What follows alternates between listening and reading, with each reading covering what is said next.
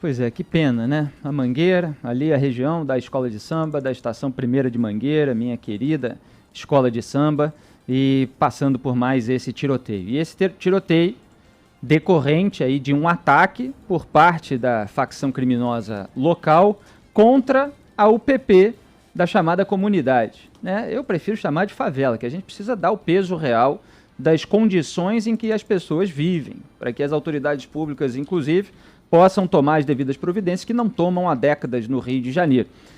Então, é a unidade de polícia pacificadora que fica nessas favelas como alvo dos bandidos fortemente armados, com aqueles fuzis que entram no país com toda aquela facilidade, porque a nossa fronteira não é devidamente monitorada, que são escoados por meio das rodovias até chegar nesses morros, entram também com a maior facilidade. Eu me lembro de um embate entre o então secretário de Segurança Pública, José Mariano Beltrame, se eu não me engano era com o Leandro Daello, da Polícia Federal. Um acusava o outro da responsabilidade, aí eu acho que o Daello falou que o Beltrame não conseguia fechar duas portas ali, que era de entrada e de saída da Rocinha, para evitar a chegada de armamento.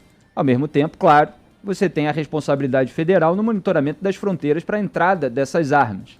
E você tem aqui, em termos locais no Rio de Janeiro, uma política de suposta segurança pública que não gerou segurança pública, que é a pacificação. Tudo entre aspas, evidentemente.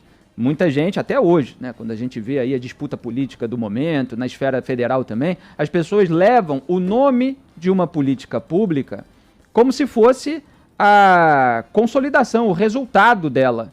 E não é. Você tem um marketing em cima de uma política pública. Então ele diz lá, não, iniciamos o processo de pacificação, agora o Rio de Janeiro está pacificado porque tem unidade de polícia pacificadora. E aí fica repetindo, pacificador, pacificação, olha, finalmente temos segurança pública. Isso é só um nome, é um rótulo. A gente precisa ver se isso está ocorrendo na prática. E não estava. E por que não estava? Porque se coloca lá 2, 3 policiais numa cabine, né, que era chamada UPP de lata, que gerou, inclusive, apelidos que eu noticiei na época em grupos de WhatsApp de policiais, que era a unidade de perigo ao policial, depois ou antes, não me lembro a ordem agora, virou unidade de propaganda política. As iniciais UPP eram alvo desse tipo de chacota em grupos dos próprios policiais, que sabiam que as pessoas que estavam trabalhando lá, muitas vezes formadas a toque de caixa, sem o devido preparo para enfrentar essa alta bandidagem, essas pessoas estavam numa situação de vulnerabilidade, tanto que muitas vezes no final do expediente precisavam ser resgatadas.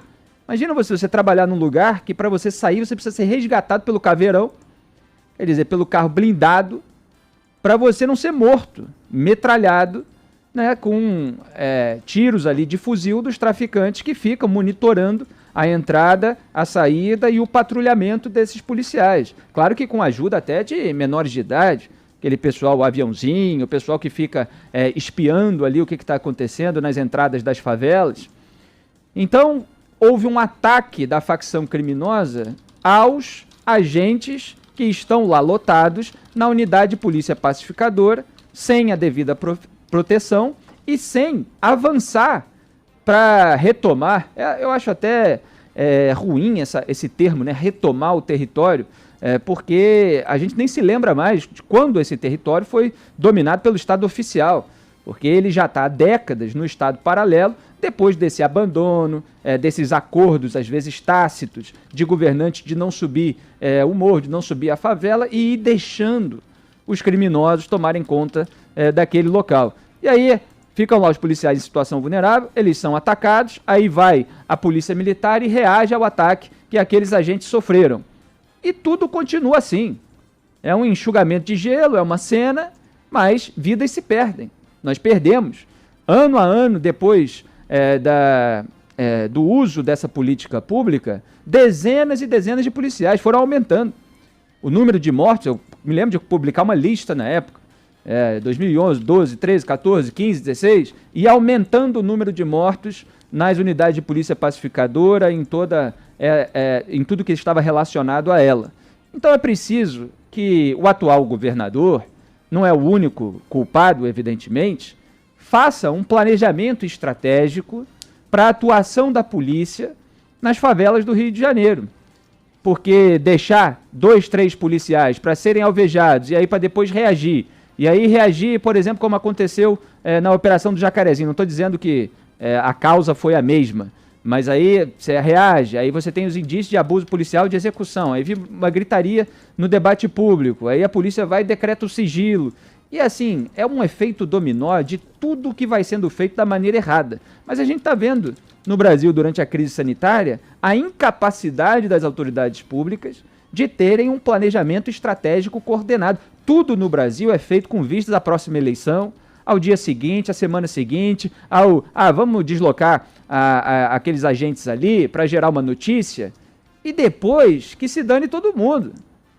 Então é preciso ter estratégia de médio e longo prazo para ter segurança pública no Rio de Janeiro. Senão vai ser sempre isso aí, policial sendo morto, polícia reagindo, aí indícios de abuso, gritaria danada, e o povo, o morador principalmente da favela, continua lá, sendo extorquido, sendo achacado, passando por toque de recolher, acordando e esperando o tiroteio passar para poder ir para o seu local de trabalho, aí volta do seu local de trabalho com o seu salário no fim do mês, tem que pagar o gato net, que é a estrutura ali da comunidade para fazer o uso da internet, formada muitas vezes com roubo de cabo de energia, de operadoras, que às vezes até desistem de trabalhar no local de tanto que estão sendo roubadas. É esse ciclo que a gente mostra diariamente aqui no Jornal Band News Rio, primeira edição.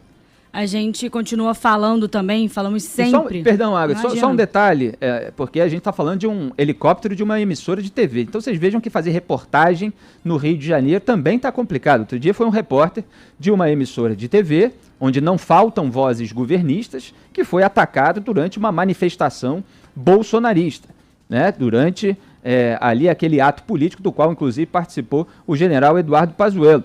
Então, a reportagem é atacada quando está fazendo uma cobertura aérea, o repórter é atacado quando está ali cobrindo uma manifestação.